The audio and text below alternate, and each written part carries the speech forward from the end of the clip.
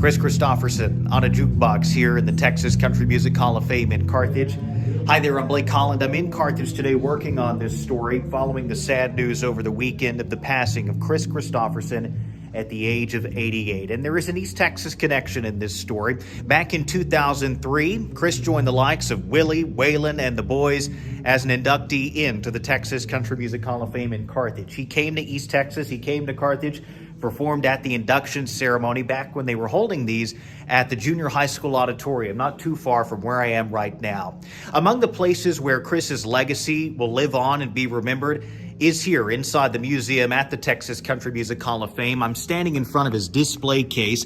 It's been a staple of the museum since the summer of 2003 when Kris was inducted. And while it has been here for more than 20 years, if you come back to the museum every few years or so, you'll probably notice there are some new items in this display case. His wife, I'm told, often contacts the museum and swaps around items, sends them to other places, and then fills the display case with some new items. Among the ones that you'll find in here right now, the artifacts, you can see Kris Kristofferson's Music City Walk of Fame tile from his induction back in November of 2010 there in Music City, USA, Nashville. And while he was a very accomplished singer and songwriter, Kris Kristofferson was also an actor. He starred in many movies, among them Dolphin Tale. You can see the script here when he played the role of Reed Haskett.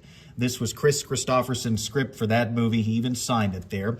A pair of boots also bearing his initials, KK, on the side there, and then many other artifacts, his biography information. He is a Texas native. He was born in Brownsville back in 1936. Among the things maybe you didn't know about Kris Kristofferson, he was a very intelligent person. He was actually a Rhodes Scholar, and he even taught literature at West Point back when he was in the Army.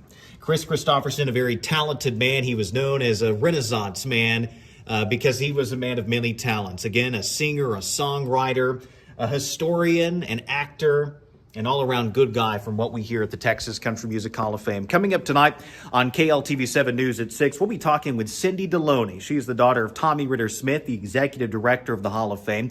Cindy was here at the show back in 2003 and here at the museum when Kris and his wife actually visited the night before, a late night visit to the Hall of Fame leading up to the induction ceremony on that night back in August of 2003. We'll talk about that and other things related to the legacy of this country music great, Kris Kristofferson, being remembered here at the Texas Country Music Hall of Fame in Carthage. We'll have more for you later tonight. For now, in Carthage, I'm Blake Holland, East Texas News.